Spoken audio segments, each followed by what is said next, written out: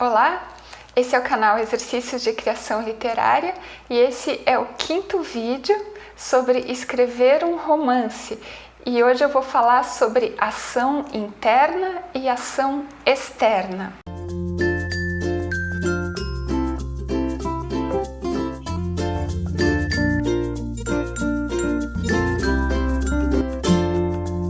Para falar sobre a ação na prosa, ação interna e os conceitos de intensidade e densidade, eu vou usar como base o livro do professor Masson Moisés, porque foi uma pergunta que eu recebi pelo Instagram. Eu aproveitei essa pergunta para reler o que o Masson Moisés escreve sobre prosa e incorporar nesses vídeos que eu estou fazendo sobre a escrita do romance. O livro A Análise Literária é um livro que a primeira edição foi de 69. Então é um livro que vai falar sobre texto poético, texto teatral e também sobre prosa. E é um livro didático e muito agradável de ler, porque ele vai dar de maneira bem explicadinha os princípios, as questões que a gente deve levar em conta quando a gente está analisando, tentando compreender como é construído um texto literário. Aí, especificamente sobre prosa, ele começa os parâmetros, os conceitos que ele vai sugerir para a análise na ideia de ação. Então, a ação na prosa é o primeiro elemento que ele vai discutir e analisar. Depois, no restante desse capítulo, ele vai falar de tempo, espaço, personagens, ponto de vista e recursos narrativos. Mas é interessante notar que ele começa pela ação, né? A ideia que eu já falei aqui em outros vídeos de que uma história são coisas que acontecem. Coisas que acontecem com personagens, mas elas estão acontecendo através da ação. E esse é um tema que me interessa e foi por isso que eu aceitei esse convite para usar os conceitos do professor Masson Moisés. Porque na minha história de escrita, algumas vezes eu tive que lidar com essa questão. O que vai acontecer na minha história? Eu acho que é por uma tendência pessoal.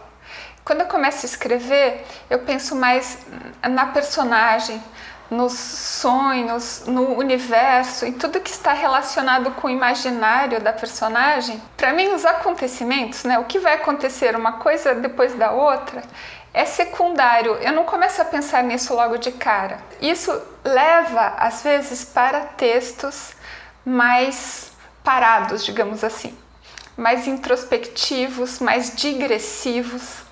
E eu percebi na minha relação com as editoras, com várias análises dos meus textos que eu recebi de editoras, que existe uma demanda nas editoras pela narração, pela narrativa e, por consequência, pela ação.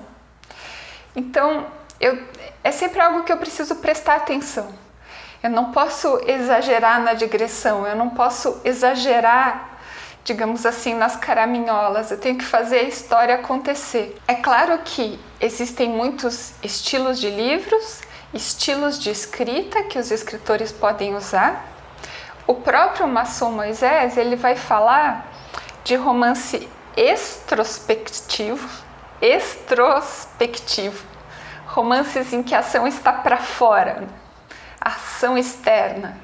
Ele fala também do romance psicológico e do romance introspectivo.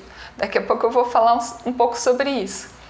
E esses conceitos de ação, intensidade e densidade, são ligados justamente a essa tentativa de explicar o que é um romance que acontece mais para fora, extrospectivo, e um romance que acontece mais no interior das personagens, que seria o romance introspectivo. Então, primeiro eu vou dar algumas explicações didáticas dos conceitos, depois eu vou ler um trechinho do meu primeiro livro, Calcinha no Varal, que é para isso ficar mais claro. Primeiro vamos explicar, eu vou tentar explicar, o que ele chama de romance extrospectivo. Então, é uma história que oferece uma visão externa do mundo. O que significa isso? Acontecem muitas coisas, então é um romance ágil, intenso, muita coisa acontecendo.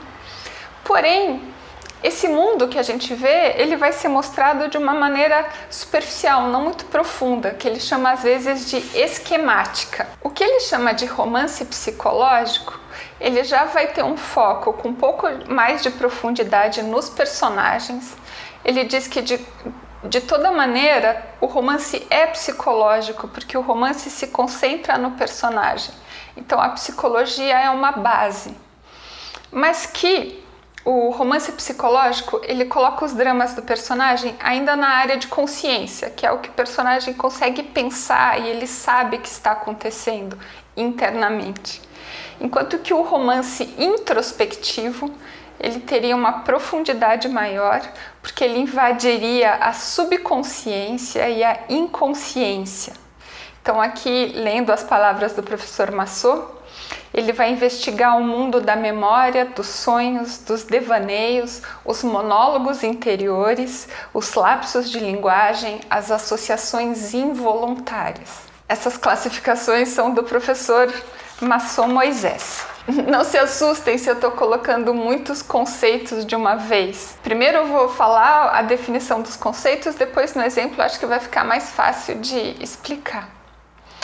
Aí, justamente relacionada a essa ideia do que é extrospectivo e introspectivo, ele vai falar de intensidade e densidade de ação. Então, o que ele chama de intensidade é o volume, a quantidade, a frequência da ação, das coisas acontecendo. Então, ele diz que a intensidade tem a ver com rapidez, com a quantidade de componentes, com a velocidade. Enquanto o que ele chama de densidade tem a ver com a condensação e a lentidão na narração. Então, a condensação seria o acúmulo de elementos sem que o tempo passe, né? Sem que coisas aconteçam. No mesmo momento, numa mesma ação, no mesmo momento do personagem, muita coisa está em jogo, né? Há muito significado concentrado ali. Para isso ficar mais claro, então eu vou ler um trecho do meu primeiro livro publicado, que é o Calcinha no Varal.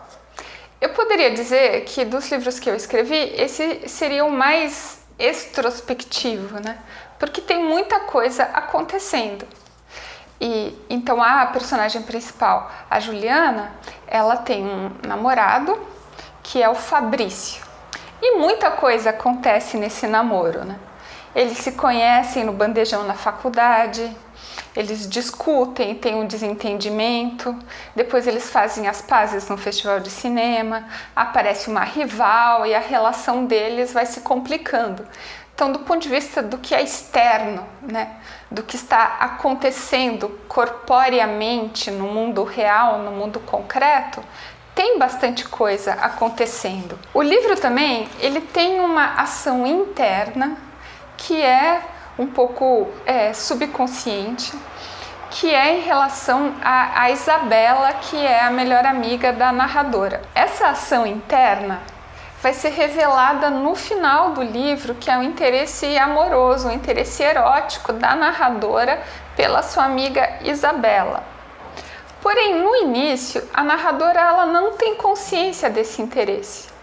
Então, existem algumas passagens que são mais subjetivas, algumas até meio líricas da narradora, relacionadas a essa amiga, que vão mostrando aos poucos como vai modificando o modo da narradora ver a sua amiga Isabela. Isso é uma ação interna, né? Porque está acontecendo dentro da personagem e é um modo de ela ver a amiga.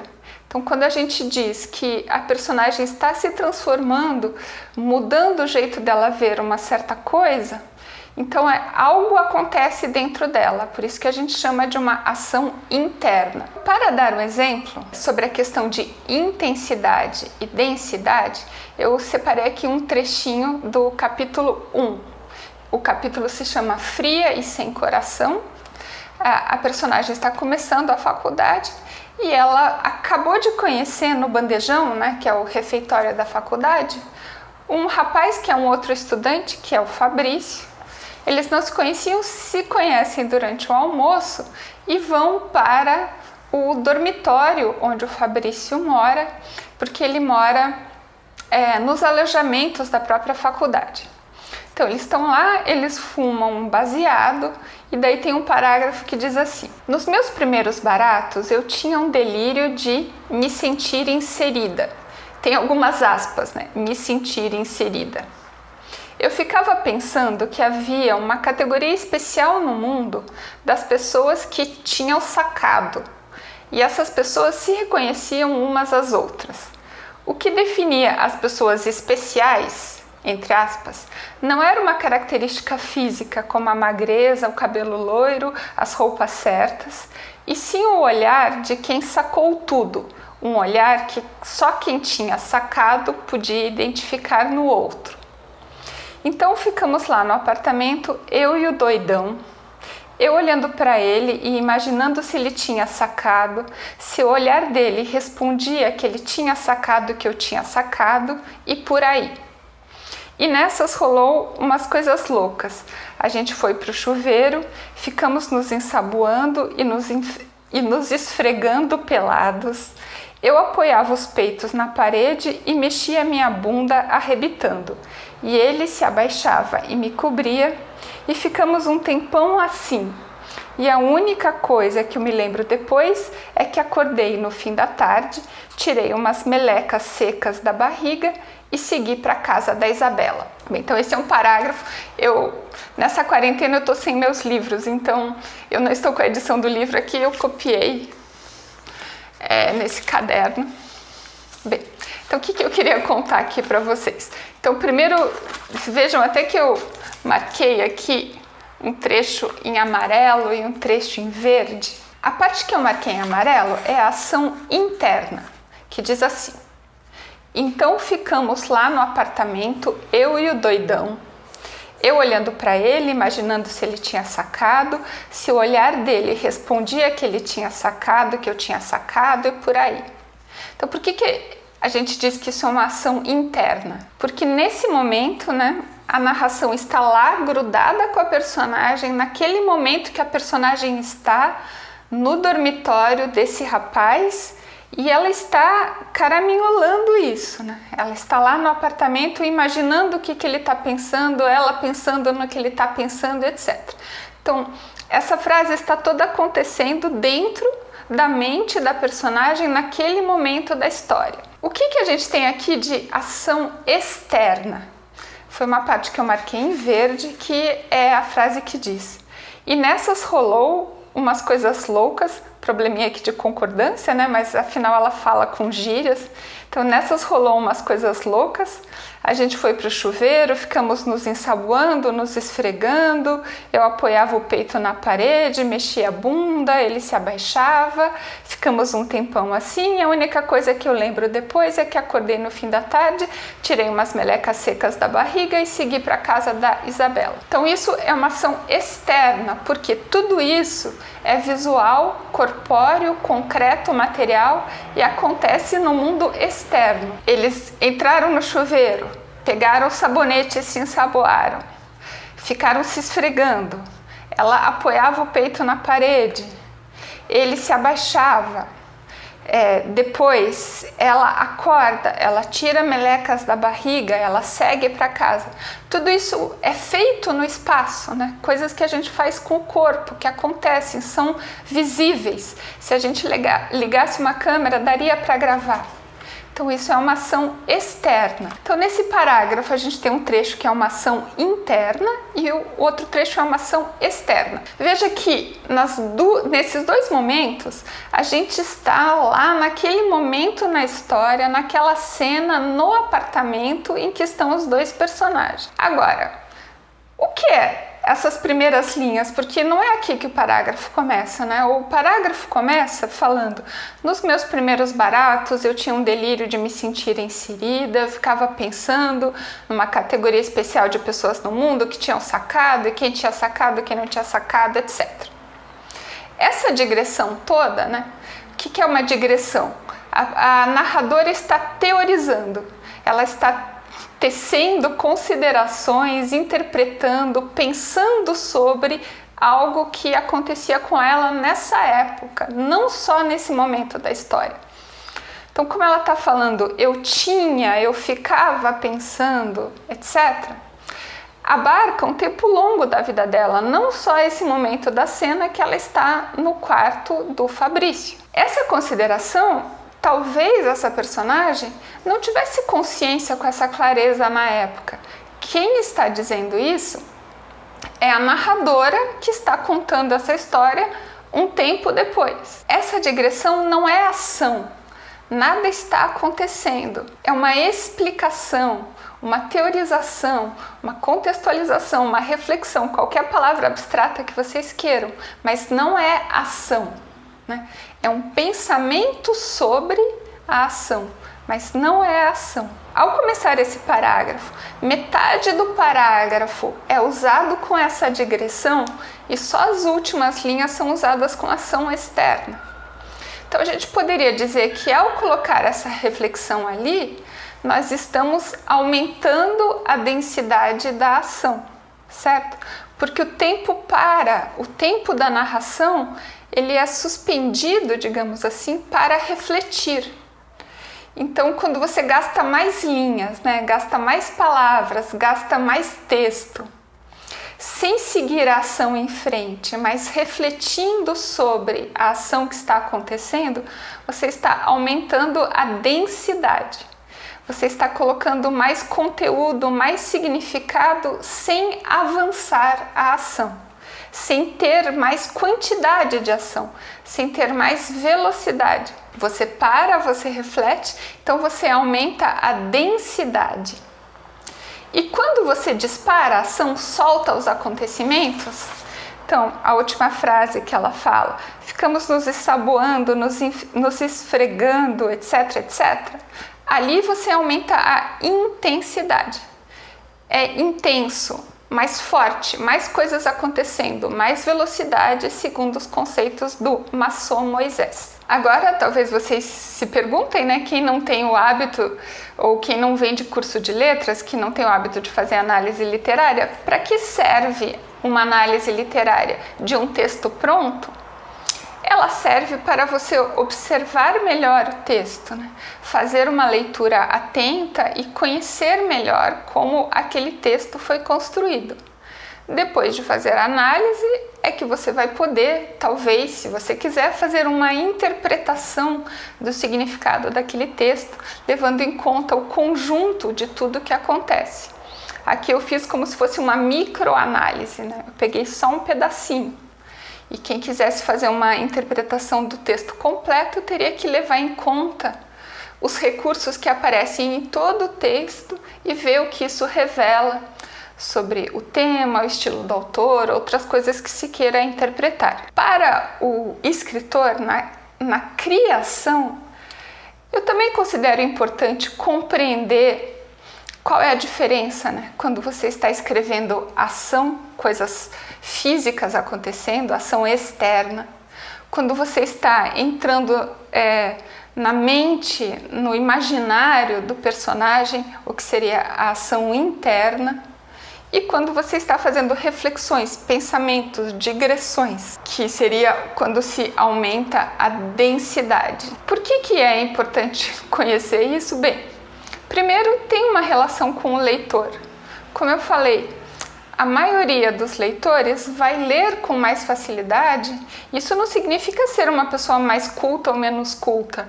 É da nossa natureza ler com mais facilidade o que é objetivo, o que é externo, o que é ação física, corporal, ocorrendo no mundo material. Porém, a nossa ligação afetiva com o texto, ela vai se dar num nível mais emocional, que é o nível do universo interior do personagem. E claro, os livros não são só afeto e ação. Os livros também refletem, né? Pensam, trazem ideias sobre o mundo, sobre o que é viver. E nesse sentido, o que é reflexão, o que é pensamento, pode ser tão importante, ou às vezes até mais importante na história do que a ação externa e a ação emocional, porque o personagem ele vai captar a atenção do leitor. Ele é uma isca que seduz o leitor. Porém, o que vai chegar mais fundo, né? Aquele livro que você fala, nossa, depois de ler esse livro, eu mudei minha maneira de ver uma certa coisa. Depois que eu li esse livro, minha vida mudou. Eu passei a ver a vida de um outro jeito. Esse grau de profundidade, né, de perceber que o livro ele vai abrir portas para você entender coisas e agir de uma maneira que você nem tinha imaginado antes, isso a gente consegue nessa parte mais que é relacionada ao pensamento, a parte reflexiva do livro. Então é aí que esse conceito de densidade se torna importante e pode ser útil para o escritor entender um pouco do ponto de vista teórico quais são os nomes que a gente pode dar para esses parâmetros. É claro, outros críticos, outros professores podem usar outras palavras. Estou aqui usando os conceitos conforme definiu o professor Masson Moisés no livro A Análise Literária. Também peço desculpas de não mostrar o livro para vocês, porque a biblioteca que eu frequento está fechada, então eu li uma versão em PDF na internet e anotei aqui no meu caderno. É isso, espero que tenha sido útil e bom trabalho para vocês.